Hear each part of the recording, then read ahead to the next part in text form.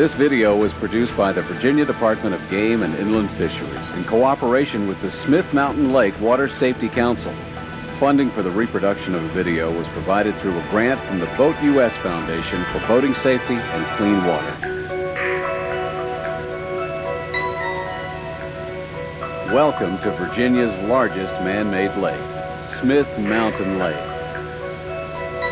The lake is navigable for 50 miles and covers 20,000 acres, offering visitors some of the finest boating, fishing, skiing, and swimming in the country. We think you'll find both lake residents and visitors to be among the most fun-loving and courteous boaters in the country.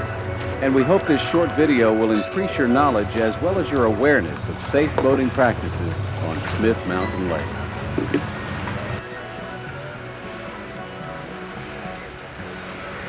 Recreational boating is meant to be fun, but if you don't follow safe boating practices, the fun can instantly turn deadly. We hope that this video will increase your knowledge of the lake and help you to have a fun, safe, and responsible boating experience. Smith Mountain Lake is an official inland waterway with 5 major streams or tributaries that feed the lake. Throughout the lake, you'll find red and green navigational markers labeled with numbers and letters that will help you identify the tributaries and safe routes of travel. The 5 tributaries that feed into the lake are Blackwater River, Craddock Creek, Roanoke River, Gills Creek, and Bull Run. When reading navigational markers, remember these simple tips.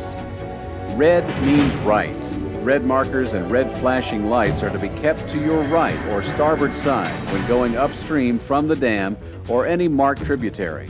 Just remember the old phrase, red right returning, when coming home from the dam. Green markers and green flashing lights are to be kept to the left or port side when coming home from the dam. In order to avoid running aground and collisions, drive between the red and green markers, not between the markers and the shoreline. Look for smaller white cylindrical markers that will give you important information about no wake zones, shallow water, and dangerous areas. Remember, diamonds are not a girl's best friend on the water. Steer clear of diamond-shaped symbols. They warn boaters about hazardous situations. Drive slow at night. The lake looks very different at nighttime, and it is much more difficult to navigate your watercraft. The smart skipper will learn how to read the lights on the lake and check out locations on the chart before proceeding into unfamiliar areas. White flashing lights mark the junction of 2 tributaries. They are found at the beginning and the far left sides of Craddock Creek, Blackwater River, Bull Run, and Gills Creek. These lights should be kept to your left or port side when traveling upstream. White flashing lights are also found on markers that indicate dangerous shoal water areas. If you're not at a creek entrance, slow down and steer clear. If you're going to be on the water at night, you need to learn how to read the lights. When cruising up or down these Smith Mountain Lake tributaries, you should stay to the right of center. Boats on your right or starboard side, including those coming out of a cove on your right, have the right of way, and you must alter your course to avoid a collision. If you're overtaking a boat, the boat you're passing has the right of way.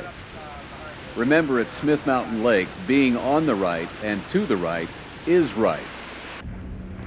When meeting another boat head-on, always pass port to port if possible. Again, stay to the right.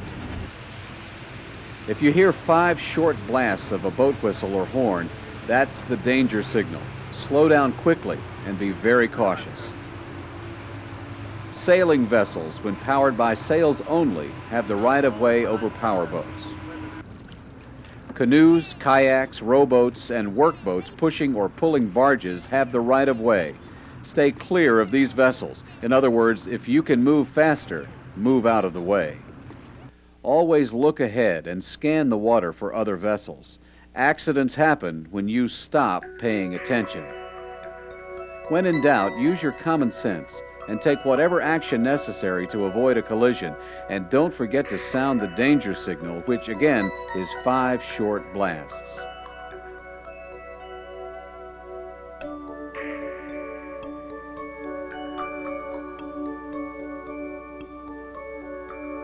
Knowing the boating laws of Virginia will help make your day on the lake more enjoyable.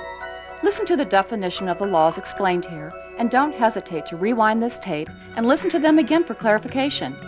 If after watching this video you still have questions, please contact the Virginia Game Warden.